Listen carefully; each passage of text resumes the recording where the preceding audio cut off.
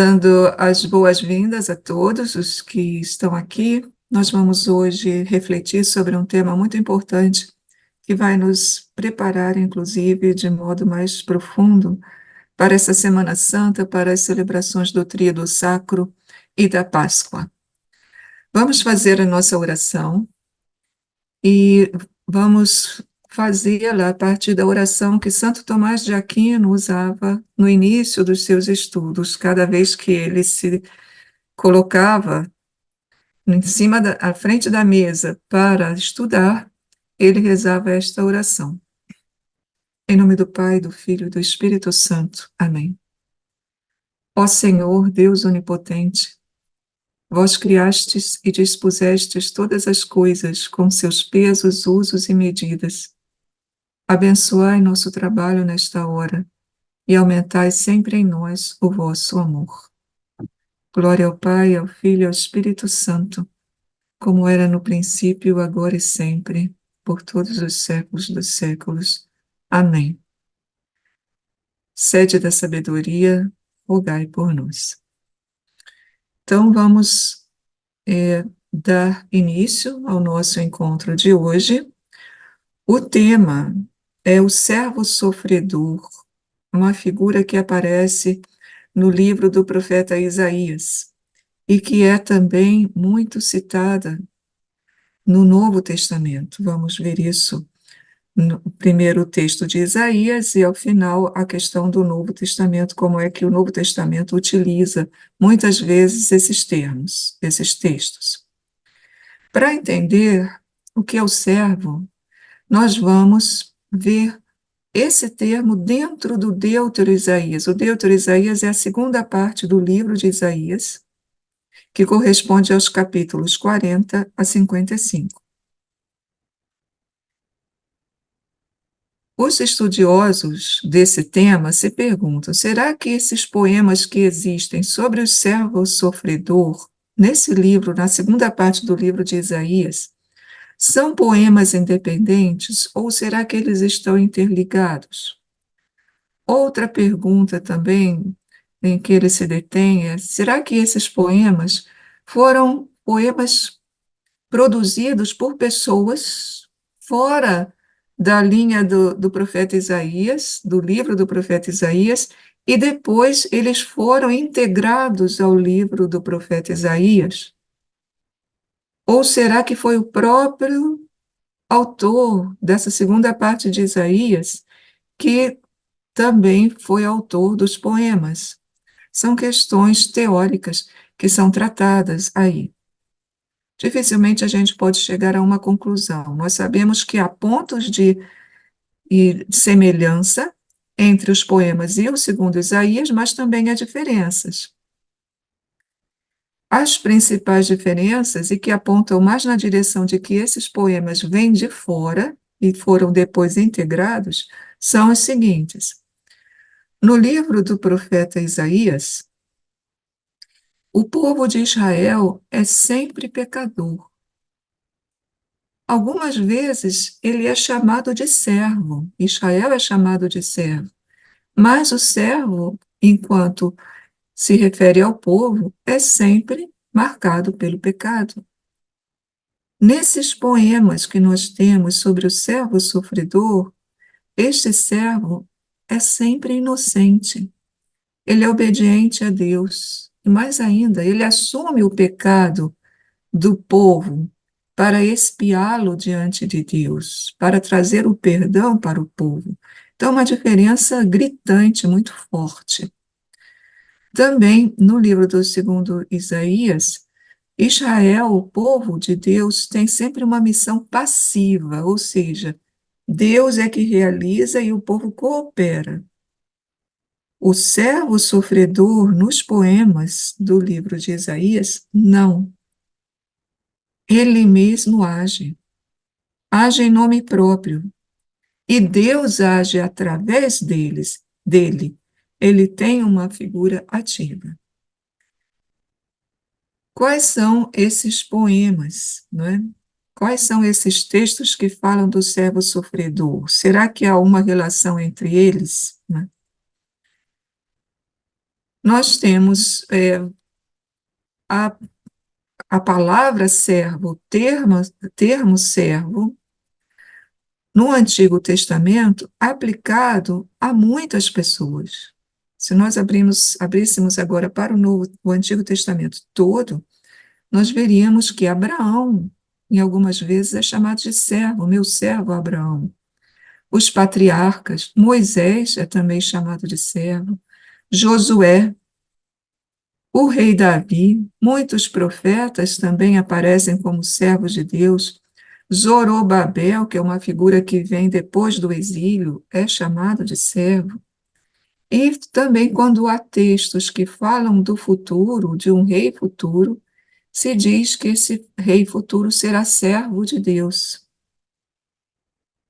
Israel também é chamado de servo, ou às vezes não Israel inteiro, mas só aqueles israelitas mais observantes da lei, e até mesmo reis estrangeiros, como Nabucodonosor e Ciro, rei da Pérsia, recebem o título de servo, servo de Deus. Então, nesses casos, o termo tem uma conotação muito ampla para dizer essas pessoas estão servindo a Deus, mesmo que elas não saibam, claro, um estrangeiro, por exemplo. Mas Deus está se servindo delas para levar para frente o seu plano para com Israel e para com a humanidade. Então, o termo em si significa uma honra. Ser servo de Deus é algo muito positivo. No Neutro Isaías, no segundo Isaías, essa palavra servo aparece 21 vezes. 14 vezes ela está referida a Israel, mas 7 vezes está referida simplesmente a uma pessoa que não tem nome, o meu servo, mas não se diz quem ele é. E é sobre esse personagem não identificado que aparecem, então, os poemas, que são colocados os poemas que falam desta missão de um servo inocente em relação a Israel e a toda a humanidade em última instância. Normalmente são identificados 4 poemas, mas existem também autores que acham que, na verdade, haveria um quinto ou um sexto poema. Não é a voz majoritária, mas existe. A voz majoritária é que os poemas são 4. Alguns chamam de cânticos, cânticos do servo sofredor. Nós não sabemos se eram cânticos, se foram cantados. Então, podemos chamar de cântico, porém não há certeza que eles tivessem sido usados, né, como cantos. De qualquer forma, eles têm a índole poética, eles são poemas. E a delimitação mais usual é esta aqui. São 4 cânticos. O primeiro cântico está no capítulo 42, o segundo no capítulo 49, o terceiro no capítulo 50, e o quarto no final do capítulo 52, início do capítulo 53, até o fim do capítulo 53, na verdade, né? Há uma relação entre esses poemas, isso nós podemos verificar, né? Sobretudo pelo fato que o servo é uma pessoa desconhecida, não tem nome, é simplesmente chamada de servo, e ele tem uma missão que inclui o sofrimento. No primeiro cântico, nós temos ali um texto que é até citado no batismo de Jesus, né? Eis o meu servo que o sustento, o meu eleito em quem tenho prazer. No versículo 4, se diz claramente: ele não vacilará, não se abaterá, até que estabeleça o direito na terra, e na sua lei as ilhas põem sua esperança. Quando se diz aqui que ele não vacilará nem se abaterá, já há a ideia de um sofrimento. Se ele não vai se abater, é porque está havendo uma contraposição a ele. No capítulo 49, o texto do servo aumenta a intensidade de sofrimento. Sofrimento é muito mais forte aí no capítulo 49. Por exemplo, no versículo 4. Esse capítulo 49, o servo mesmo está falando e diz assim: Eu disse, foi em vão que eu me fatiguei, em vão, inutilmente gastei as minhas forças. No entanto, meu direito está com o Senhor, meu salário está com o meu Deus. Se ele diz, foi em vão que eu me fatiguei, em vão que eu gastei as minhas forças, é porque ele, na sua missão, sofreu reveses. E até se pergunta: será que foi inútil tudo o que eu fiz? O texto continua dizendo: não, porque o Senhor me esteve comigo, me socorreu, veio em meu auxílio. Então, o que no primeiro poema era um sofrimento, ele não se abaterá, um sofrimento inicial. No capítulo 49, já o sofrimento aumenta. No capítulo 50, nós temos o sofrimento muito mais acentuado. A partir do versículo 4, o Senhor me deu uma língua de discípulo para que eu soubesse trazer ao cansado uma palavra de conforto. Isso é o versículo 4. No versículo 5, estou pulando um pouquinho, o Senhor abriu meus ouvidos, eu não fui rebelde, eu não recuei. Versículo 6, ofereci as minhas costas aos que me feriam, as faces aos que me arrancavam os fios da barba. Veja, ele está sendo flagelado, ele está sendo humilhado, porque arrancar a barba de um homem na antiguidade era um modo de humilhá-lo. Não ocultei o rosto das injúrias e dos escarros.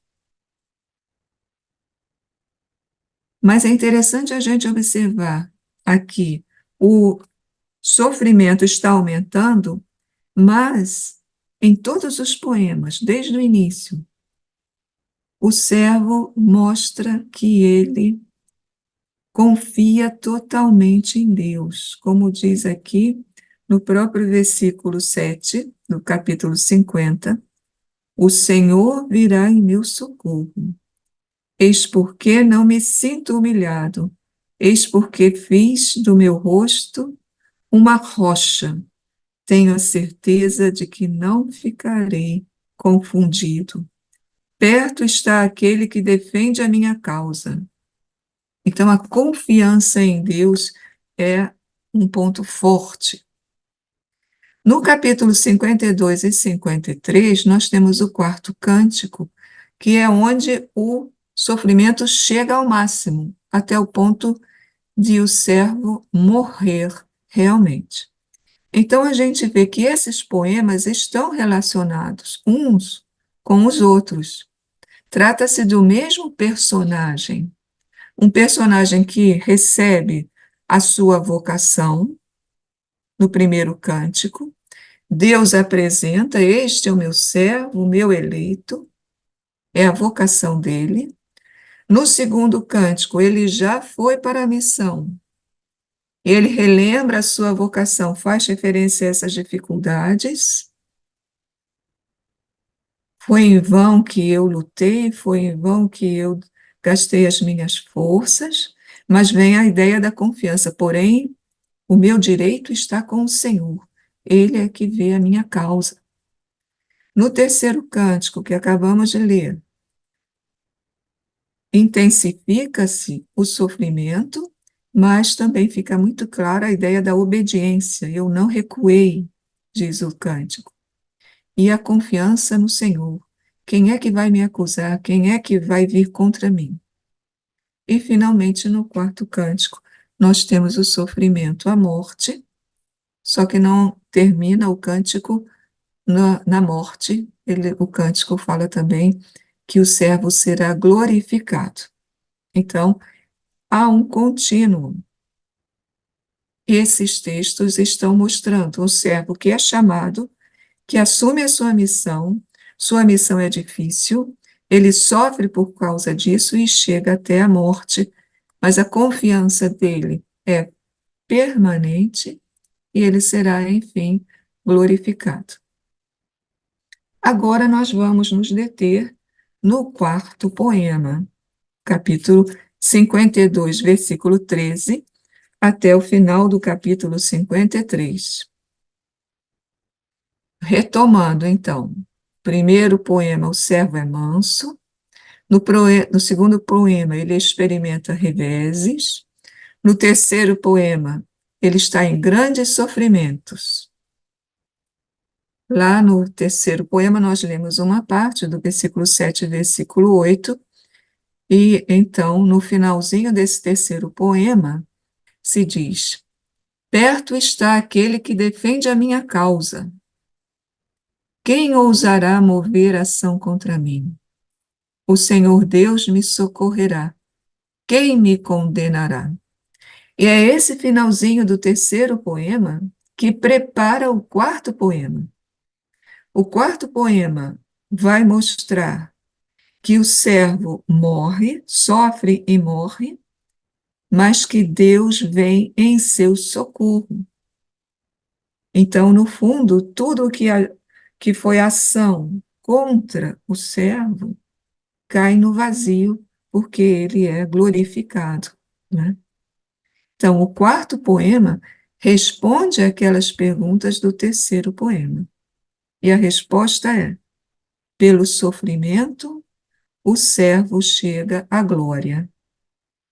E isso traz perdão para a multidão, é o termo que ele usa, muitos. Nós vemos, então, que o sofrimento está presente desde a vocação do servo, no primeiro cântico, mas no quarto cântico, esse sofrimento é tematizado de modo mais claro e forte, né? Desde o início se diz que o servo cresceu na humilhação, que ele sofreu continuamente, mas ele foi paciente, ele passou por um processo jurídico, foi condenado, morreu, foi sepultado. Então, sofrimento é característica da vida inteira dele. Desde o início da sua vida, ele cresceu na humilhação, chega até a morte, sendo sepultado indignamente. Vamos então ver aqui agora o poema parte por parte. Nós podemos dizer que esse poema tem três partes. Isso a partir de quem está falando no poema. O poema começa Deus falando sobre o servo. E já antecipa o final do cântico. Diz que o servo será glorificado. Isso está no finalzinho do capítulo 52. A maior parte do poema está ali no capítulo 53, do versículo 1 até metade, mais ou menos, do versículo 11. Quem fala não é mais o Senhor. Quem fala é o nós, que diz: nós pensamos isso, nós achamos isso. É um elogio, nós diríamos, fúnebre, né? A uma pessoa que deu a sua vida e depois que ela morre, então, esses que participaram do seu próprio sofrimento, condenando esse servo, refletem sobre aquilo que aconteceu. E nessa segunda parte, há sempre uma contraposição. Esse nós que fala, um grupo que foi responsável pela morte do servo, diz: nós julgávamos que ele era pecador, nós julgávamos que ele era uma pessoa deixada de lado por Deus. E aí, esse mesmo grupo diz: mas nós não entendíamos, a realidade era diferente. porém a coisa era diferente. Então há sempre uma contraposição aqui.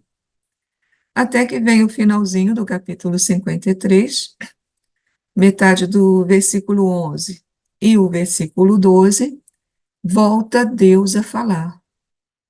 E aí fala na glorificação do servo, dizendo que foi pelo sofrimento que ele chegou à glória. E sintetiza, então, tudo o que o servo é. É alguém que entregou a sua vida à morte para trazer o perdão. Ele intercedeu pelos culpados e por isso ele traz como fruto maior do seu sofrimento a salvação para essa multidão, para esse nós que falava ali na segunda parte do poema. Vamos então ver parte por parte. Primeiro, oráculo divino, né? Está no finalzinho do capítulo 52, é a, a fala do Senhor, né? Primeira parte do poema. Eis que o meu servo, veja como é Deus que está falando. Eis que o meu servo há de prosperar. Ele se elevará, será exaltado, será posto nas alturas. Estou trazendo aqui sempre a tradução mais próxima do texto original hebraico. Há, às vezes, termos em hebraico que poderiam ser traduzidos de várias maneiras em português. Eu estou procurando trazer aquilo que seria mais próximo do sentido do termo ali naquele contexto. Vejam aqui nessa frase como há uma gradação, há uma subida. O meu servo, o servo de Deus, que nós não sabemos quem é, ele não identifica quem é, há de prosperar, está antecipando já a glorificação dele. Ele se elevará, segundo degrau, será exaltado, terceiro degrau, será posto nas alturas, último degrau, ou seja, ele vai numa ascensão, ele vai numa glorificação que leva ao máximo, será posto nas alturas, é o máximo da glorificação. Continua o texto. Assim como muitos ficaram pasmos à vista dele, por que ficaram pasmos? Está explicando aqui. Tão desfigurado estava o seu aspecto, e sua forma não parecia de um homem. Já está antecipando a questão do sofrimento, né? No terceiro cântico, a gente viu que ele foi flagelado, ele foi injuriado, foi humilhado, a barba foi arrancada, cuspiram nele. Então, ele estava desfigurado no seu aspecto, na maneira como ele aparecia. Nem parecia ser um ser humano de tão maltratado ele estava. Então, muitos ficaram pasmos à vista dele por o verem assim nessa situação. Mas agora diz o oráculo de Deus, Deus falando, assim muitos povos ficarão estupefatos a seu respeito. É a contraposição, porque quando ele for glorificado, esses povos vão ficar estupefatos. Como é que podia ser isso? Ele estava lá totalmente maltratado e agora está glorificado? A gente tem aqui que considerar esse texto dentro da maneira de pensar daquela época. Nós estamos aqui há uns 500 anos ou mais antes de Jesus. Nessa época, todo sofrimento era visto como causado pelo pecado. A pessoa peca, então ela sofre. Hoje em dia sabemos que isso está superado. Jesus superou isso. Mas naquela época ainda se pensava assim. Então, se eu estou vendo uma pessoa que está sofrendo muito, qual é a conclusão? Essa pessoa deve ser muito pecadora. Então, esses povos todos ficam estupefatos porque eles veem a glorificação. Então, Deus dizendo, não, esse servo não era pecador. Mas como é que pode ser isso? Se a gente pensa que o sofrimento está na causa, tem a sua causa, melhor dizendo, no pecado. Então, aqui nós temos uma reviravolta nessa concepção. Não, o sofrimento não vem necessariamente do pecado. Deus usou esse sofrimento desta pessoa, deste servo, para trazer o perdão. Ao contrário de ser pecado, ele é sinal de salvação. Então, muitos povos ficarão estupefatos a seu respeito por causa disso. Reis colocarão a mão sobre a boca. É um sinal de que quem diz assim, eu não tenho o que dizer, eu não sei o que falar diante disso. É também um sinal de reverência, não é? Diante de algo que eu não entendo, de um mistério. É o que está sendo explicado aqui. Ao verem coisas que não lhes haviam sido contadas, ao tomarem consciência de coisas que não haviam ouvido. Nunca ninguém tinha dito que o sofrimento de uma pessoa poderia trazer a salvação para os outros. Aqui nessas primeiras linhas, nesse primeiro momento do texto, nós vemos já duas vezes a palavra muitos. Ela vai ocorrer também em outras passagens desse quarto cântico. Esses muitos, em hebraico, é rabim. Rabim significa muitos, literalmente, no sentido de todas as pessoas. Todos, a multidão toda que soube do que aconteceu, ficou pasma com o aspecto dele e depois ficou pasma quando viram que ele é glorificado. Então, aqui já aparece esse termo duas vezes, que é um termo muito importante, a gente depois vai aprofundar o sentido dele. Tá? A parte central do poema está aqui no capítulo 53, de 1 até a metade do versículo 11. É a reflexão das testemunhas, de quem testemunhou o sofrimento e depois viu que o servo foi glorificado. Primeiro, nós temos uma introdução no versículo 1, depois, nos versículos 2 e 3, se descreve o sofrimento, o que aconteceu. Nos versículos 4 e 6, tem a explicação. Nós vimos assim o sofrimento, mas na realidade, o que estava acontecendo era outra coisa. Nós víamos só o sofrimento e atribuíamos isso ao pecado pessoal dele. E aí, logo a seguir, vem a reflexão dizendo, mas Deus estava mostrando que a realidade era outra.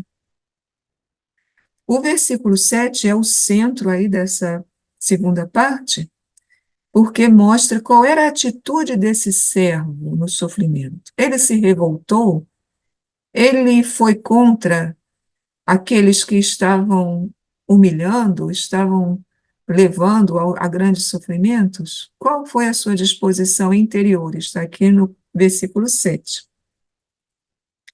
Nos versículos 8 e 9, se volta a descrever o sofrimento, agora falando da morte. Primeiro foi o sofrimento em si, agora como ele foi condenado e foi sepultado, morreu.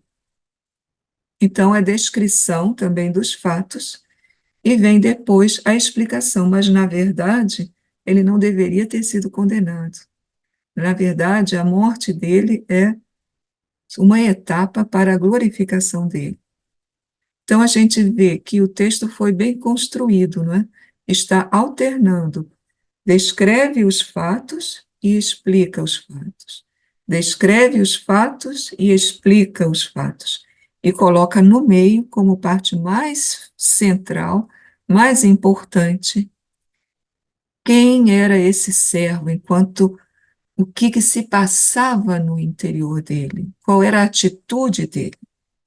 Vamos ver, então, cada um desses momentos aqui da segunda parte. A introdução é uma pergunta. Quem acreditou naquilo que ouvimos? Veja que é um nós que está falando. Quem são esses nós?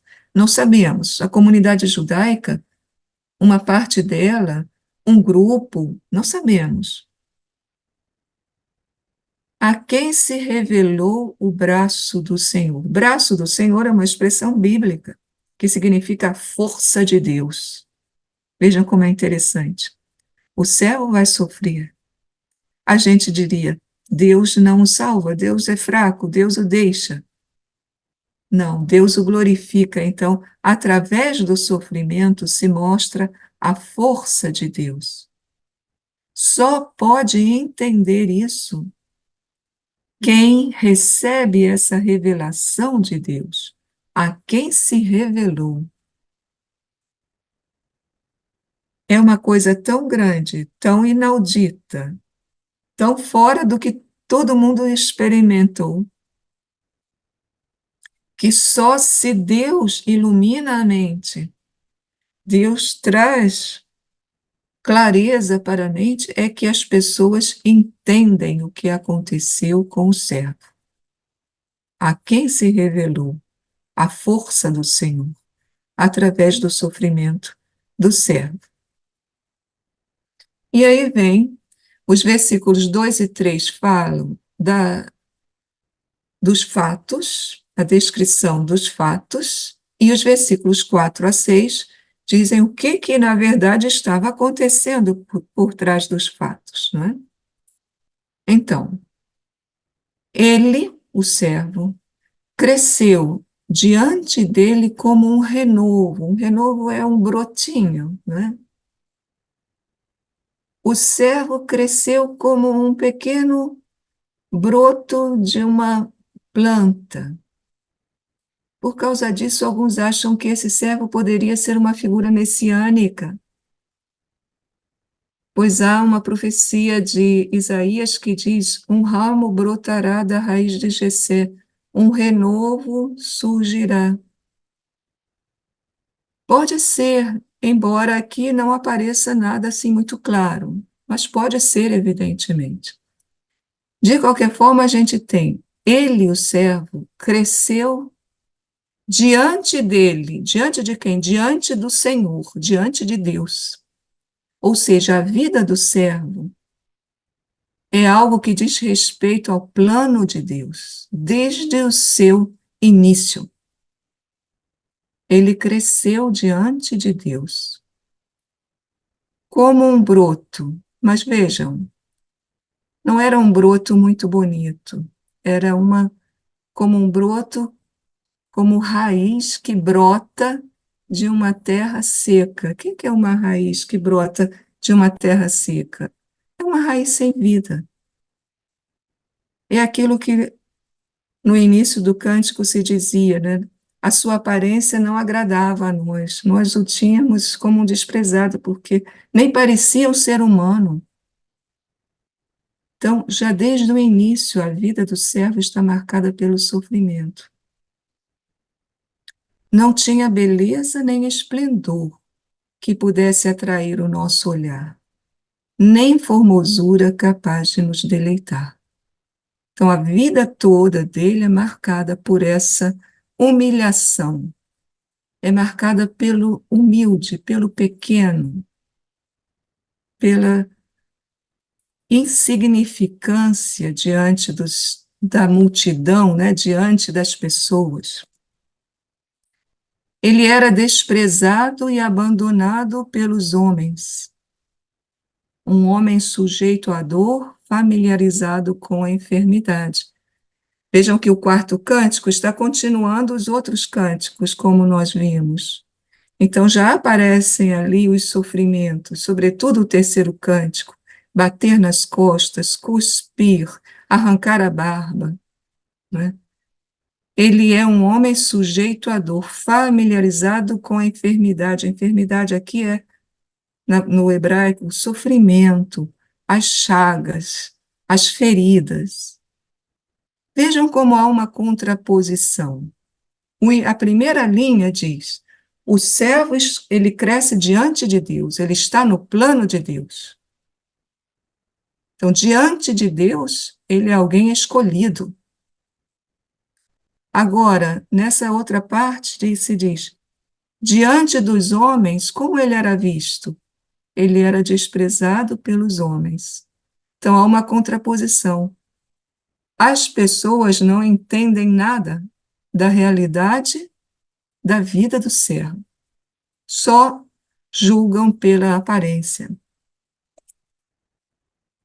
como uma pessoa de quem todos escondem o rosto. Desprezado, não fazíamos caso nenhum dele.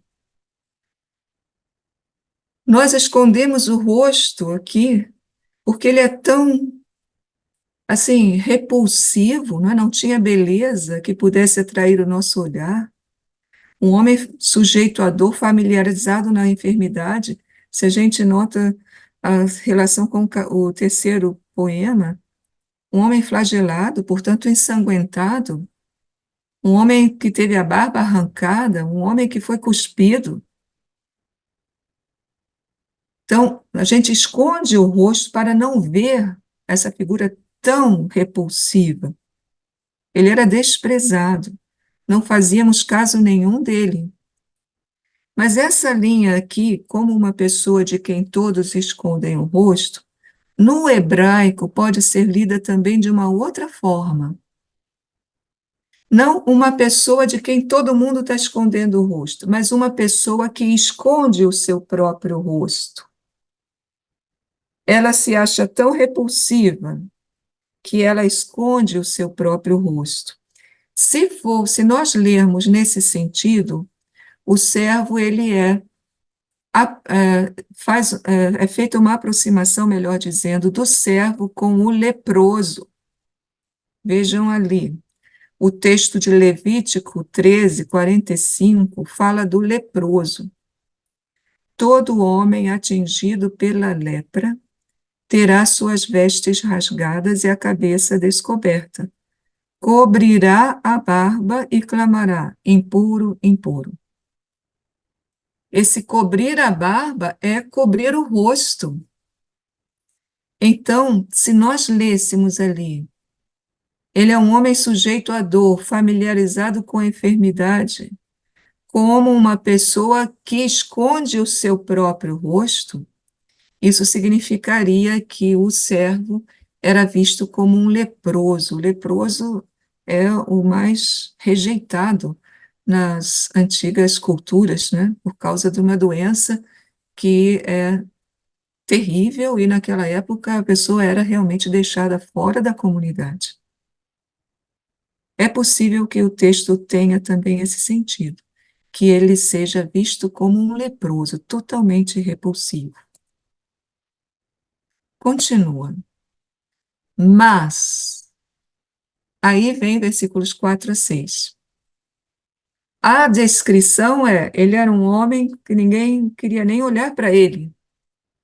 Agora vem a explicação, a realidade. Mas eram nossas enfermidades que ele levava sobre si, nossas dores que ele carregava. Nós, porém, o tínhamos como vítima de castigo, como uma pessoa aflita, extremamente aflita, ferido por Deus e humilhado. Então, a nossa avaliação era uma. Ele é um homem sofredor, portanto, ele é um pecador. Ele é vítima de castigo de Deus. Inclusive, essa expressão vítima de castigo, ela é usada também para os leprosos no Antigo Testamento. O leproso era visto muitas vezes como uma pessoa tão pecadora que teve que sofrer essa doença terrível. Mas vem aqui a contraposição. A gente pensava que ele era isso, mas, na verdade, ele não estava sofrendo pelo seu próprio pecado, ele estava sofrendo pelo nosso pecado. Eram nossas enfermidades que ele levava sobre si, nossas dores que ele carregava. Isso é um caso único em todo o Antigo Testamento. Não existe outra figura no Antigo Testamento em que alguém pega o pecado de outros, toma sobre si e, como a gente vai ver no texto, vai com isso trazer ainda o perdão para os outros pecadores. É um sacrifício, é um sofrimento no lugar de outros. Isso é absolutamente inaudito. Por isso o texto começa: a quem foi revelado o braço do Senhor? Quem acreditou nisso que nós ouvimos? Continua. Ele foi transpassado por causa das nossas transgressões. Poderíamos também traduzir por revoltas, porque o termo que é usado aqui, pecha, significa o pecado, mas o pecado enquanto revolta. Nós éramos revoltosos contra Deus. E ele foi transpassado por causa do nosso pecado. Transpassar significa matar alguém, porque na antiguidade a arma por excelência era a espada, era a flecha, era uma lança. Então a pessoa era morta transpassada. Quando se diz então ele foi transpassado, significa que ele foi morto por causa do nosso pecado. Esmagado, condenado, também se poderia dizer, pelas nossas iniquidades, pelas nossas culpas. Aí o termo é mais a nossa maldade interior, a nossa revolta e a nossa maldade interior foi a causa da morte dele. O castigo que nos traz a paz caiu sobre ele. Castigo aí se refere à justiça divina. Quem fere a justiça tem que fazer um ressarcimento. Então, em vez de os pecadores pagarem eles mesmos pelos seus pecados, é o servo que paga pelos pecados dele. E nós temos aqui já o primeiro fruto desse sofrimento. Qual é o primeiro fruto? A paz. Esse sofrimento que ele assumiu nos trouxe a paz. O castigo que nos traz a paz caiu sobre ele. Sim, por suas feridas nós fomos curados. É uma metáfora, né? As feridas eram reais. Ele foi batido, ele foi flagelado, etc. Mas nós fomos curados não de feridas corporais, nós fomos curados espiritualmente. Temos a paz, temos o perdão, né? Todos nós, como ovelhas, andávamos errantes, seguindo cada um o seu próprio caminho. É uma comparação aqui, como ovelha errante, a ovelha transviada, né? A ideia que já tinha aparecido, as nossas revoltas. A ovelha que sai do rebanho é uma ovelha que pensa por si mesmo, digamos assim, que não quer seguir o pastor, quer procurar o seu próprio caminho. Então, essa é a metáfora que aparece aqui, a comparação. Todos nós, como ovelhas, andávamos errantes, seguindo cada um o seu próprio caminho. Então, a ideia da revolta. E, no entanto, o que era a realidade? O Senhor fez cair sobre ele a iniquidade de todos nós. Isso é o inaudito, né?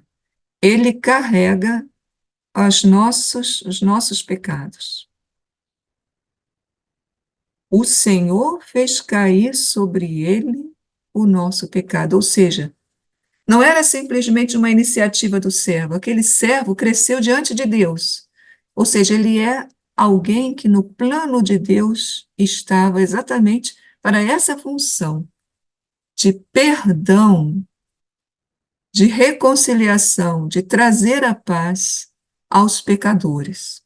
Ele mesmo não sendo pecador, porque ele não carregava os pecados próprios, como nós vimos, ele carregava os nossos pecados. Continua agora essa segunda parte do cântico com a parte central, o centro, que dá a explicação mais profunda. Quem é esse servo? Foi maltratado.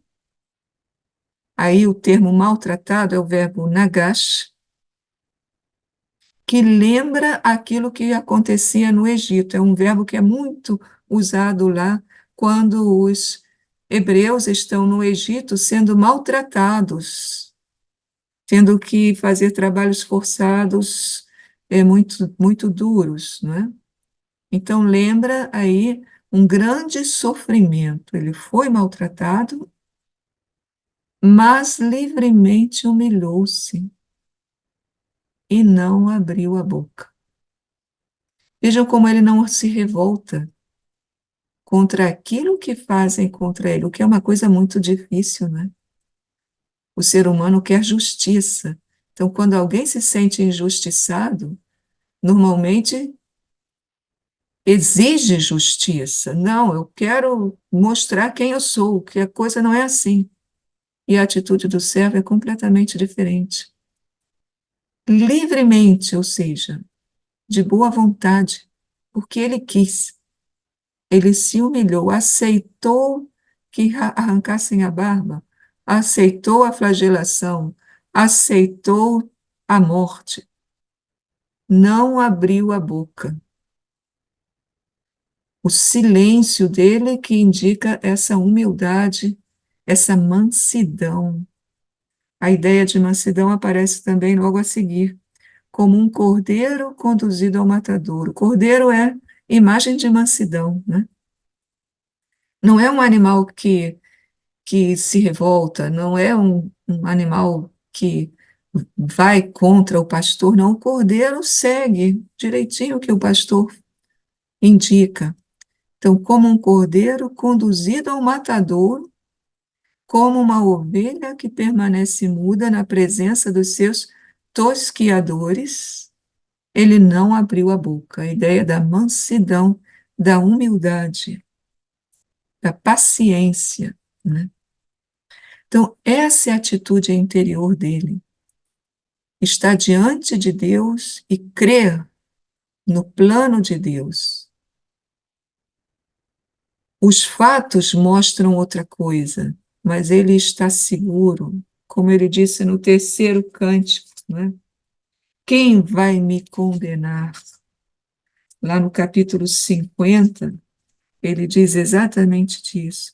Perto está aquele que defende a minha causa. Quem ousará mover ação contra mim? Eles moveram, mas ele tem a certeza de que Deus vai defendê-lo. Compareçamos juntos ao tribunal. Quem é o meu adversário? Que ele se apresente. É o Senhor que me socorrerá. Quem é aquele que me condenará? A certeza, a confiança em Deus, não que Deus vai livrar dos sofrimentos materiais, mas que Deus vai agir através desses sofrimentos para uma meta superior. Ele não se vinga, ele é paciente e manso. Depois vem aqui a descrição do que foi feito a ele.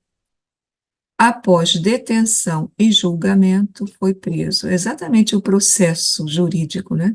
Ele é preso, quer dizer, é detido, melhor dizendo, é julgado, houve um processo contra ele, e foi preso para depois ser levado à morte.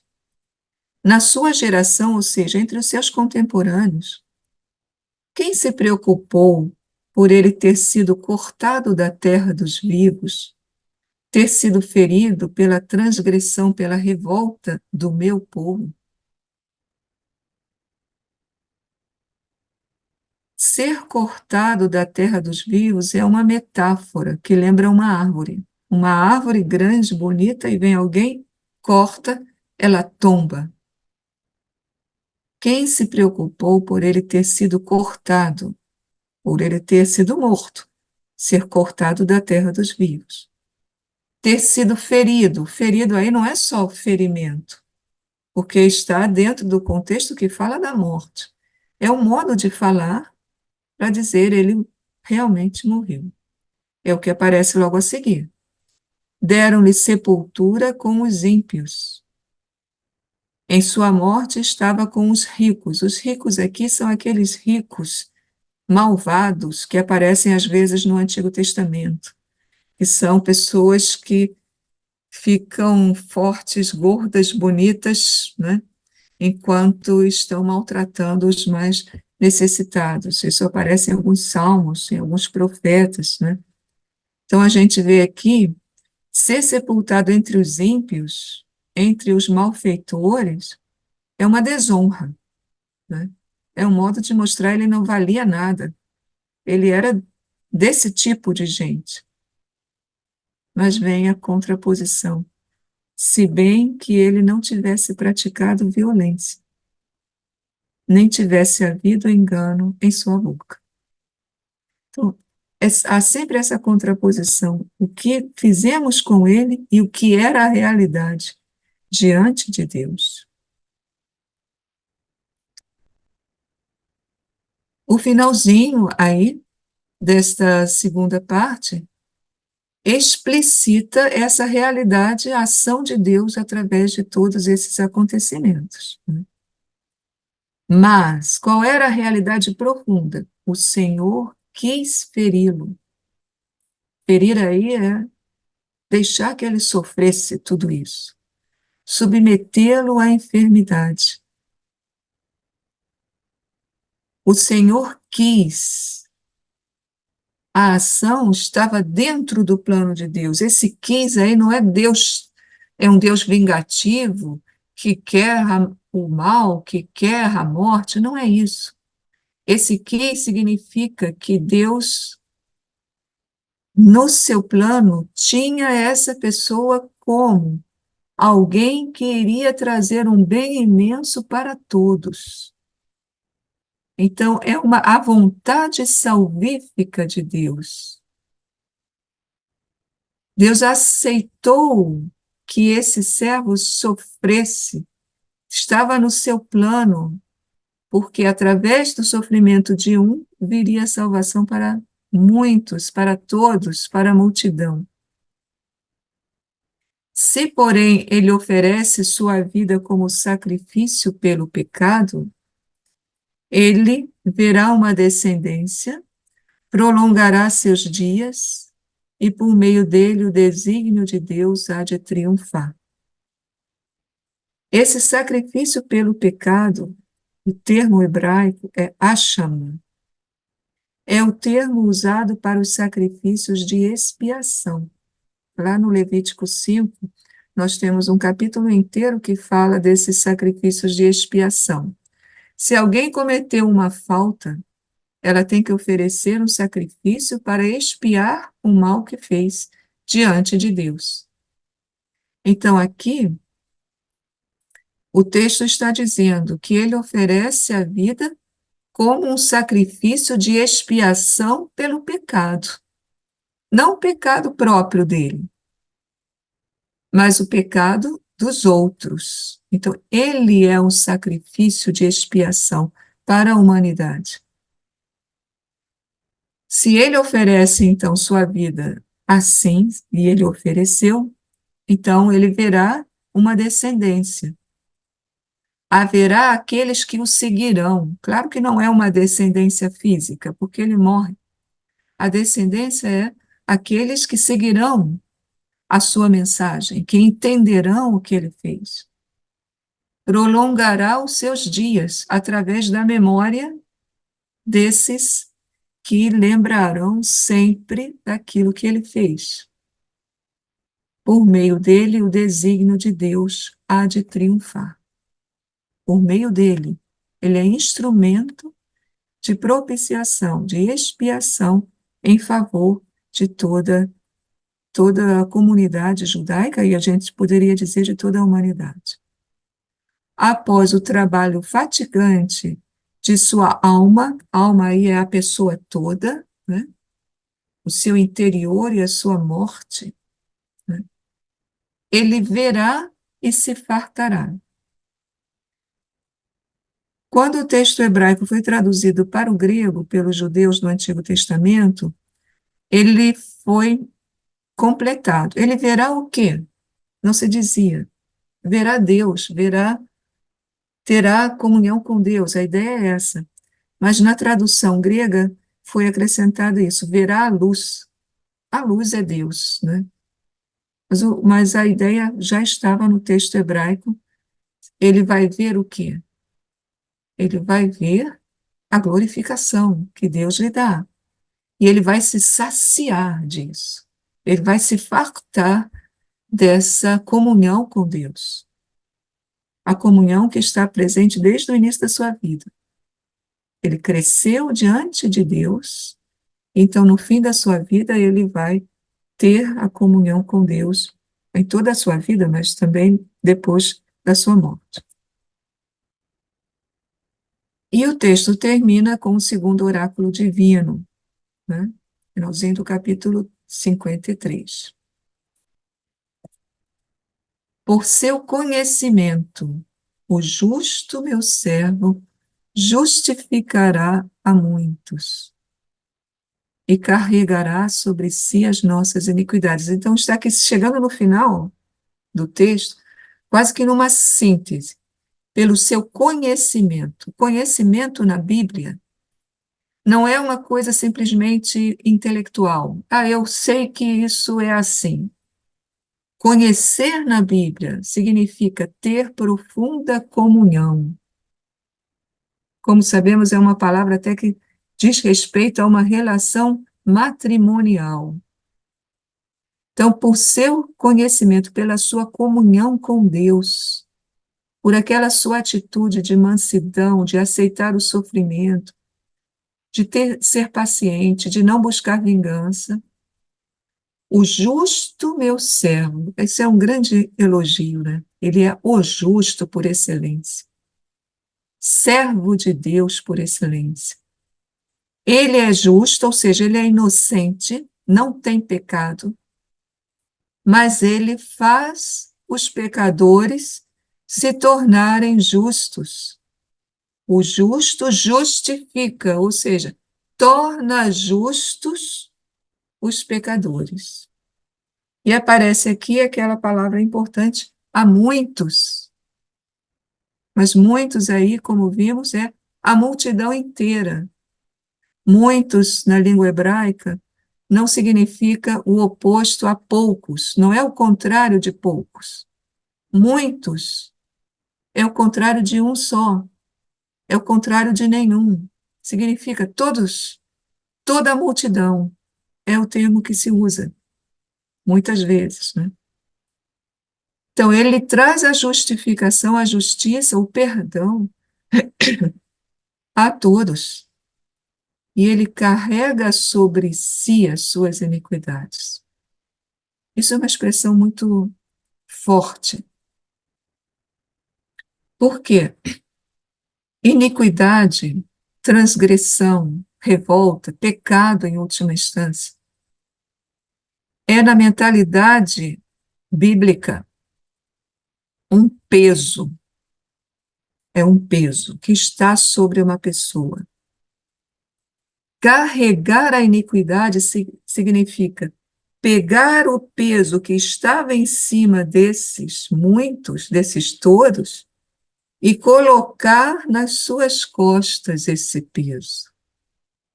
Portanto, carregar o pecado, a iniquidade de alguém, significa libertá-lo do pecado, significa perdão para aquela pessoa. Então, ele carregará sobre si suas iniquidades. Por isso, lhe darei um quinhão entre muitos, uma parte, né?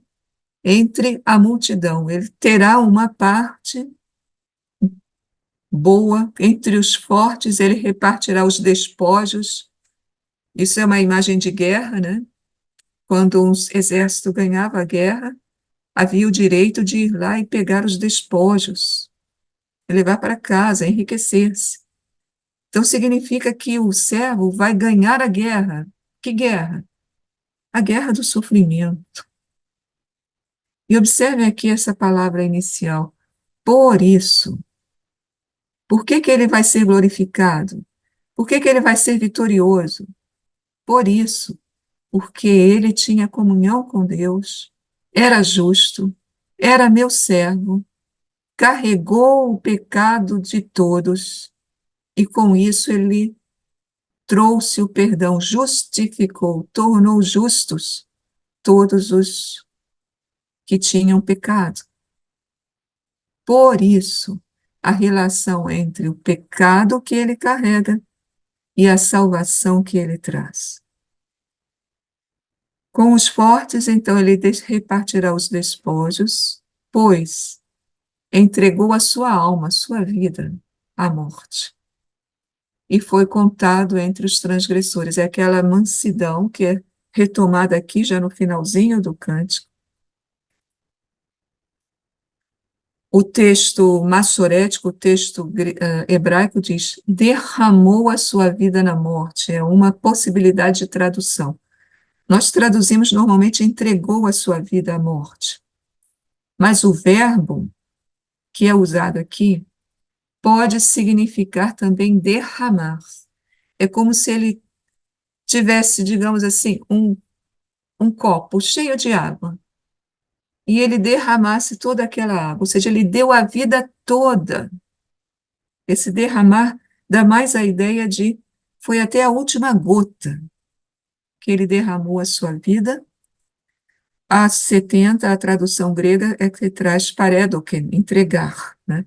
Entregou a sua vida, sua alma, à morte, foi contado entre os transgressores, todos nós achávamos que ele era um culpado, disse aqui o texto antes, mas a contraposição, na realidade, ele carregou sobre si o pecado de muitos, e pelos transgressores ele intercedeu. Então, ele não era culpado, ele era inocente. Aparece aqui 3 vezes a palavra muitos. E lá no início do texto, nós vimos aparecer 2 vezes. Então, 5 vezes nesse texto aparece muitos, é uma palavra-chave. Muitos é todos aqueles pelos quais o servo entregou, derramou a sua vida até a última gota. Com isso, nós vimos aqui o sentido do cântico, né? Agora, rapidamente, quem seria esse servo? Essa é uma pergunta que já aparece lá no livro dos Atos dos Apóstolos, né? Alguém que está lendo o cântico e pergunta: de quem diz isso o profeta? De si mesmo ou de outro? Existem muitas interpretações entre os estudiosos. Diria respeito a Israel. Não, só o Israel qualitativo, ou seja, só os bons. Ou não, só um Israel idealizado do futuro. Outros autores vão para acharem que esse servo seria Moisés, estariam falando aí de Moisés, ou de Davi, ou do profeta Jeremias, que sofreu muito, ou de Ciro, rei da Pérsia, que libertou o povo de Babilônia, ou de outro personagem, Zorobabel, rei Joaquim. Aí as hipóteses dos autores vão quase ao infinito, né? Há ainda alguns que interpretam, não, era o próprio profeta que estava ali no céu, ou então seria uma personagem do futuro, né? Numa interpretação mítico-cultual, né? Existia essa ideia na Babilônia, de um rei que assumia o pecado do povo, era flagelado, depois, então, ele aparecia vitorioso, significando que o povo tinha sido redimido de todo o seu pecado. Isso está tão longe do que o texto fala, não é?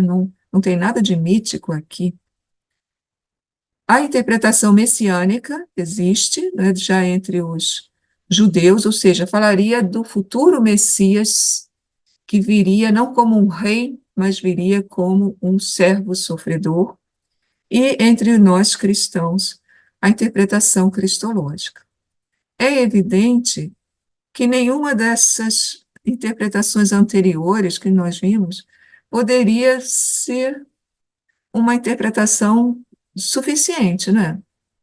Porque quem dentre esses aqui, Moisés, Davi, Jeremias, Ciro, ou o próprio povo de Israel, quem desses, a gente pode dizer, eles eram inocentes? Eles não cometeram pecado nenhum. Eles carregaram o pecado da multidão e trouxeram perdão. Nenhum desses poderia caber nessa descrição. Então, o que a gente pode dizer é, o texto no Antigo Testamento, ele não, ele é obscuro, ele não traz uma clareza sobre quem é esse ser, mas o Novo Testamento traz, porque nós vemos em Jesus exatamente a realização disto, né? Então, vamos passar rapidamente aqui. No Novo Testamento, nós temos muitas citações e alusões ao quarto cântico e aos cânticos em geral do servo sofredor, né? O título servo, aparece só em Mateus e no livro dos Atos, mas as alusões são muitas. Aparece nos textos do batismo, este é o meu servo, meu eleito. Aparece nas predições da paixão, o, o filho do homem deve sofrer muito, deve ser levado ao sinédrio, aos anciãos, etc. Então, há muitas e muitas alusões, seja nos evangelhos, vocês veem aqui do lado esquerdo, os sinóticos, também São João, né? Seja os textos do epistolário paulino e até São Pedro, a carta de São Pedro, a primeira carta de São Pedro, né? Nós não podemos ver todas essas alusões, porque isso nos levaria muito longe, mas nós podemos ver que há em alguns textos realmente até citações literais do quarto cântico, né? Estão aqui, são nos capítulos das predições da paixão e depois nos capítulos que falam da paixão de Jesus, propriamente dito, além do capítulo 10 de São João. Além disso, nós temos, fora as alusões, né, as citações ou alusões ao texto os textos do cântico, nós temos a ideia desse quarto cântico, a ideia de alguém inocente que sofre pelos pecadores, e a ideia de um sofrimento vicário no lugar de outro. E isso aparece no Novo Testamento. A morte de Jesus é a morte não por ele mesmo, pelos pecados que ele pudesse ter, é sempre pelos outros. Inclusive, no Novo Testamento aparece em muitos textos essa expressão, hyper polon, em grego, por muitos. Muitos nós vimos, é a palavra importante lá no quarto cântico, aparece 5 vezes, né? Então, é uma das expressões importantes que nos mostra que Jesus entendeu a sua morte como uma morte em favor dos outros, e os primeiros autores cristãos entenderam assim também. Vamos ver só alguns poucos exemplos, né? Primeiro exemplo, vamos ver 3 exemplos. Marcos 10, 45. Quando Jesus diz: o Filho do Homem não veio para ser servido, mas para servir. e dar a sua vida em resgate por muitos. Vejam aqui, ele é o servo. Se ele veio para servir, ele é o servo. Ele veio para dar a sua vida. Isso está lá no cântico. Em resgate, aqui está um erro de português, mas não faz mal. Em resgate, né? Em expiação, para tirar o pecado da multidão. E vem a palavra muitos, esse muitos aí que lembra diretamente o quarto cântico. Depois, no texto eucarístico, Jesus tomou o pão, tendo-o abençoado, partiu, distribuiu aos discípulos e disse: Tomai e comei, isto é o meu corpo. Depois tomou um cálice, dando graças, deu-lhes, dizendo: Bebei dele todos, pois isto é o meu sangue, o sangue da aliança, derramado por muitos, para a remissão dos pecados. É a morte vicária no lugar dos outros, do pecado dos outros. Depois aparece, inclusive, a palavra derramar aí, que nós vimos que pode ser uma forma de traduzir lá. Ele derramou a sua vida, não é? Então, ao texto da instituição da Eucaristia. E, por fim, talvez o texto mais completo é o texto da carta aos Filipenses, aquele hino cristológico, onde São Paulo diz: ele se esvaziou, embora existisse em forma divina, ele se esvaziou a si mesmo, assumiu a condição de servo. Não é a condição de servo no sentido de um serviçal, é servo com letra maiúscula, é aquele servo lá. Porque as características daquele servo do quarto cântico estão aqui. Ele humilhou-se, ele se fez obediente. E vem a ligação entre a morte e a glorificação. Por isso Deus o sobreexaltou. Por isso, porque ele deu a sua vida em resgate por muitos. Porque ele derramou a sua vida, como diz o cântico. Inclusive aqui, o texto grego fala, esvaziou-se a si mesmo. Ekenosenseauton é o termo, é a expressão grega. Esvaziou-se, o que é esvaziar-se, esse termo, né, em grego? É quando eu tenho, por exemplo, uma sala cheia de gente e todo mundo sai, esvaziou a sala. Ou eu tenho um copo cheio de líquido, cheio de água, e eu derramo, eu esvaziei. É a mesma ideia que está lá, ele derramou a sua vida até a última gota. Ele se esvaziou de si mesmo, ou seja, da sua divindade. Ele não apareceu na condição divina, mas apareceu na condição de servo. Então, é um texto muito forte que mostra realmente a cruz de Jesus nessa atitude de oferta a Deus, não é? Ele se esvaziou, ele deu a sua vida pelos ímpios, manso cordeiro, como diz outro texto, que se coloca na mão dos malfeitores e lhes traz, pela sua glorificação, a paz, o perdão dos pecados.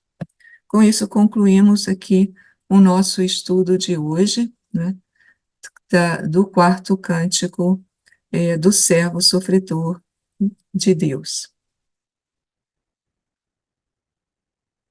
Eu queria, então, agora aqui abrir, nós temos ainda alguns momentos, quase 15 minutos, não é? Quem quisesse fazer alguma observação, pode fazê-lo, ou tivesse alguma pergunta, só se lembre que nós somos muitos, nós estamos aqui, somos muitos, temos também gente que acompanha de outras maneiras, né, a nossa live, então é bom que a gente faça, seja bem objetivo, coloque objetivamente a questão ou a observação. Marcos, você pode abrir o seu áudio?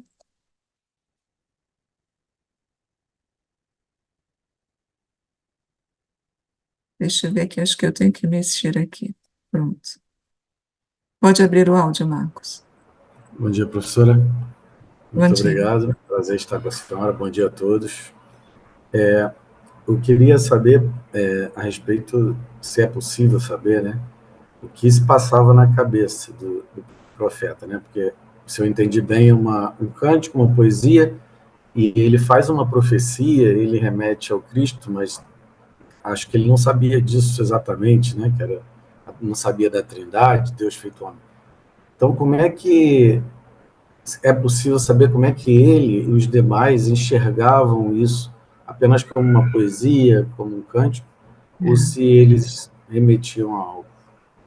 É verdade. A gente está aqui diante de um texto dos mais enigmáticos no Antigo Testamento. Nós não sabemos como foi entendido pela pessoa que escreveu, pelo profeta. Possivelmente, ele recebeu essa revelação de Deus e ele colocou por escrito sem ter ideia completa do que se tratava. Por isso ele diz: quem vai acreditar nisso que nós ouvimos? Já começa o cântico assim. A quem vai ser revelado? Ele mesmo provavelmente não sabe. Nós temos no Antigo Testamento alguns textos assim, onde a revelação como que ultrapassa aquele momento cultural religioso e já aponta para um futuro que só é desvendado no Novo Testamento. Isso é o máximo que a gente pode dizer. No Antigo Testamento não tem solução, não tem. Se tivesse algum exegeta, já teria dito aí, mas não tem. Mas alguém gostaria de fazer alguma observação?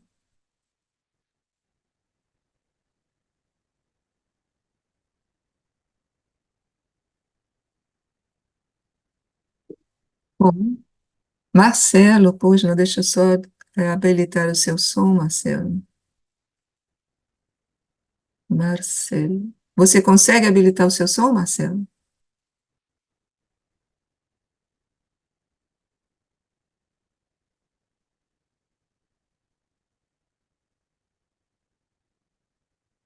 Aqui. Pronto, acho que agora você consegue. Sim, Ok. consegui. Bom dia, professora. Quando a senhora estava falando no final, né, do servo que se entrega e esvaziar-se, né, a senhora até deu o exemplo do copo, ou seja, o entendimento que eu compreendi, que eu assimilei foi que Jesus, em momento, o servo que a gente está se referindo a Cristo, em momento algum ele pensou nele, em momento algum, desde o início de toda a sua aprovação, né, ele não teve revolta, ele se calou, ele aceitou, ele não teve nenhum momento, então, que ele pensou em alguma coisa diferente que fosse servir ao Pai, é isso? Exatamente. Ele deu a sua vida inteira. Ele não tomou nada para si, não pensou em si em nenhum momento. Não é isso que a gente vê na vida de Jesus, sobretudo na sua morte, na sua cruz? Quer Sim, dizer, sim. esse texto que fica tão enigmático no Antigo Testamento, no Novo Testamento fica muito claro. A gente entende tudo. É um texto realmente limite, apontando para o Novo Testamento. A gente vê ali o perdão, que Jesus menciona na cruz: Pai, perdoai-lhes, não sabem o que fazem. Não sabiam mais ou menos, né? Mas Jesus diz, no fundo, eles não sabiam, porque o que eles estavam fazendo era tão grande que eles só sabiam até um determinado É muito ponto. maior do que a compreensão, né? Entendi. Exatamente, exatamente. Depois, O, o sofrimento no lugar de outro, ele é totalmente inocente. A mansidão dele, ele não se revolta, ele é flagelado, ele é cuspido, etc, etc. E ele não revida, ele não busca justiça pelas suas próprias mãos. É impossível a gente não perceber naquele texto a figura de Jesus. Claro, nós que já conhecemos a figura de Jesus. O homem do Antigo Testamento ainda não conhecia, então, para ele ficava aquela expectativa: virá alguém que fará isso. Quem será? E aí o enigma também, outro enigma é como é que as pessoas não aceitaram Jesus, né? E até Vendo. hoje não aceitam. Porém, Verdade. a expectativa era, eles esperavam mais um Messias triunfante, Messias rei, para jogar os romanos para fora, e Jesus não fez isso, né? Então, de fato, eu conheço, inclusive, um senhor judeu de origem, e ele se converteu à Igreja Católica, ao catolicismo, lendo esse texto. Ele falou, isso não tem explicação na minha fé judaica, não dá. Enquanto eu pego o Novo Testamento, vejo lá os evangelhos, eu estou vendo aqui aquilo que nós estamos esperando ainda e que não acontece. Hoje em dia, os judeus, muitas vezes, pensam, leem esse texto em referência ao povo de Israel, que é sofredor, que é maltratado pelos outros, etc. Mas isso é uma leitura que não vê todo o texto, né? Porque desde quando Israel ou qualquer povo, não falo só de Israel, qualquer pessoa pode se dizer eu sou totalmente inocente, não é verdade? Totalmente puro, Então fica sempre esse ponto aberto. Mas eles aplicam a si os seus sofrimentos, ao holocausto e tudo mais, né? Numa acomodação de textos, tá? perfeito. Obrigado. Alguém mais gostaria de fazer alguma observação? Só levantar a mão que eu libero aqui aqui, Jane, momentinho, Jane. Eu fechei propositalmente, vocês me desculpem, o som de vocês só porque a gente está gravando, né? Mas agora eu posso abrir. Estou pedindo a Jane para ativar o som. Você pode ativar, Jane.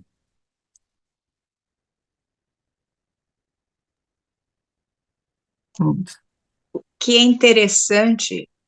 Primeiro, bom dia, digníssima professora, ao qual tenho grande estima. Obrigada. Sempre tive desde a outra palestra que eu assisti.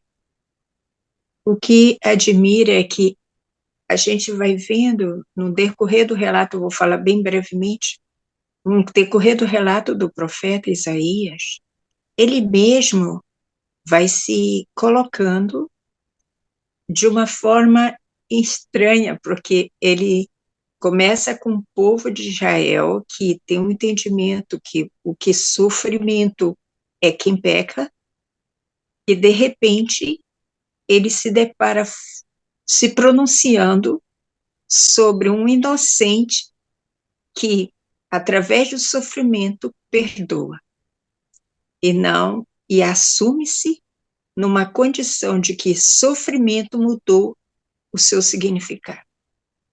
Então, o próprio profeta, através de uma inspiração divina, ele profetiza, né?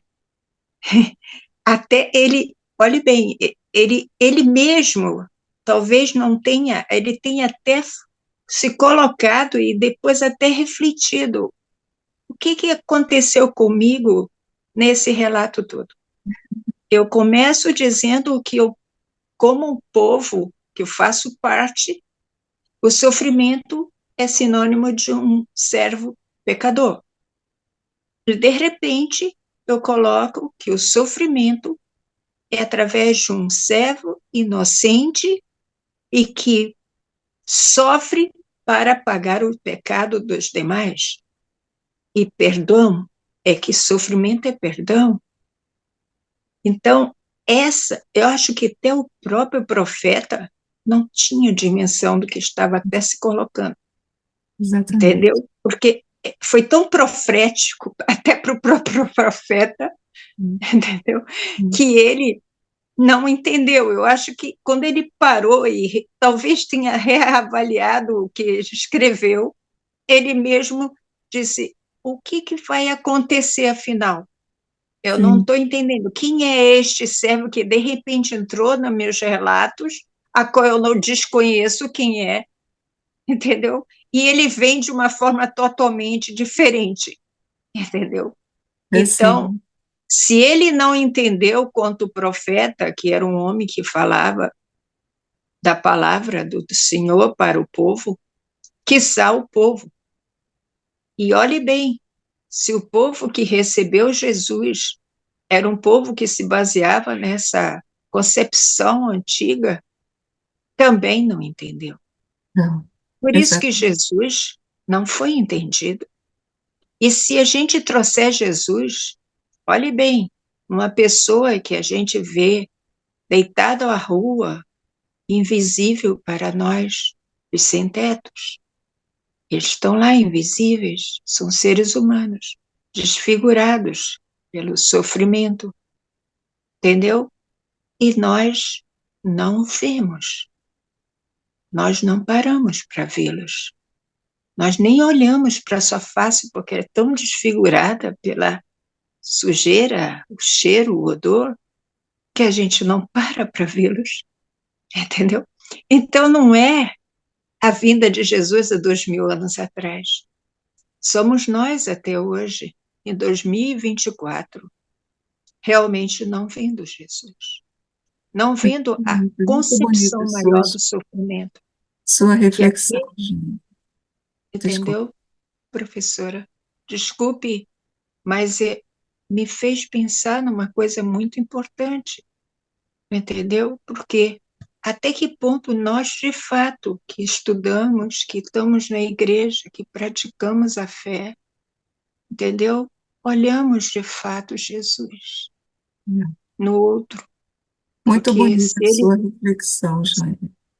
entendeu? Se ele é aquele que entendeu que desde o momento inicial, como fala o profeta aí, foi uma pessoa totalmente que as pessoas nem olhavam, né? Entendeu? Então, quem é Jesus entre nós? É, É aquele que fala nas igrejas com grande sabedoria, ou é aquele que está lá, estendido, entendeu? E a gente nem olha, entendeu? Então, essa reflexão que me passou com a senhora falando para meu interior, sabe? Nesse momento em que nós estamos vivendo a quaresma e que nós vamos ver o sofrimento deste inocente, que é Deus, mas 100% homem que sofreu. É que as pessoas, até ouço essas coisas que me incomodam. Ah, ele conseguiu sofrer tudo isso porque ele era Deus. Meu Deus, que falta de conhecimento profundo. Ele sofreu tudo isso sendo 100% homem, exatamente. entendeu? Ele apenas tinha uma união hipostática com Deus. Ele apenas tinha um conhecimento, quer dizer, ele não precisava ter fé, porque ele via face a face Deus, entendeu? Mas ele era humano, integralmente humano, sofreu integralmente como nós sofremos, entendeu? E ele é quem? Quem é É, ele? Somos exatamente. nós nos nossos sofrimentos ou quem é maior nele é aquele que está deitado à rua e a gente, para nós, é invisível. Muito bonita a Então, sua reflexão, Jane. Muito bonita, muito profunda, porque mostra que, claro que o texto fala de Jesus, mas Jesus se identifica com todos, sobretudo com os mais pequeninos, não é? exatamente, os mais desfavorecidos. É, Engraçado que ele quis trazer a sua face é essa. Ele não quis trazer a face diferente. Ele trouxe a face do é, pior, é, entendeu? Para que a gente olhe o pior, entendeu? Olhe o pior e diga assim mesmo, olha, eu tenho que ter solidariedade por esse. Esse é que me merece maior olhar mesmo, isso, entendeu? isso aí. Muito Apesar obrigada. dos nossos sofrimentos, mas a gente está com conforto do ar-condicionado, está com conforto da roupa, do abrigo da casa. Aquele está sem nada, entendeu? É só isso que eu queria falar. Me fez uma reflexão muito profunda, professora. Aliás, a senhora sempre me faz ir no fundo da alma, E a entendeu? Sagrada Escritura, né? É muito profunda. É o estudo que traz a gente para uma reflexão profunda de espiritual. Muito obrigada, professora. Obrigada, Jane. O Renato tinha levantado a mão, mas acho que ele ou caiu ou ele saiu da sala. Nós estamos aqui já passando do nosso tempo. Então, não sei, a gente poderia talvez já ir concluindo. Eu espero de coração que essa nossa leitura do texto de Isaías seja útil para vocês, sobretudo agora na Semana Santa. Na sexta-feira da Paixão, a primeira leitura é no quarto cântico do servo sofredor. Então, a gente, tendo passado assim com mais vagar sobre cada palavra, cada frase, a gente pode talvez aproveitar muito mais da liturgia, né? E ir mais dentro de uma profundidade da nossa fé. Então, Posso só falar uma coisa? Eu lhe pode- agradeço da senhora ter feito essa ponte. A senhora não falou através de Jesus do Novo Testamento. A senhora quis fazer questão de falar de Jesus no Antigo Testamento. sim, Olha que coisa linda, que ponte a senhora nos trouxe, que belíssimo, professora. Muito obrigada.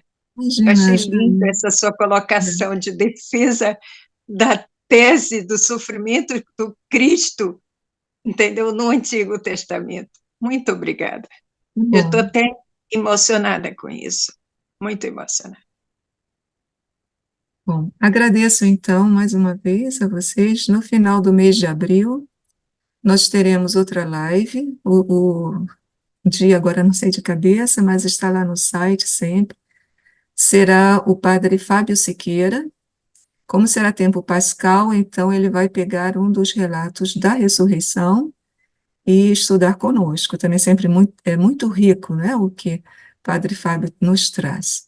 E a gente espera poder, assim, ir colaborando também. Nós juntos crescemos na nossa fé, né? Quando eu estou aqui também, ouço vocês falarem, isso me ajuda muito para entender a Sagrada Escritura, para aprofundar, ver as ressonâncias que os textos bíblicos fazem, né, para nós. Desejo a todos uma Semana Santa muito abençoada e uma Páscoa muito feliz, né? Um encontro verdadeiro com o Cristo ressuscitado, né? Fiquem com Deus e até a próxima. Tchau.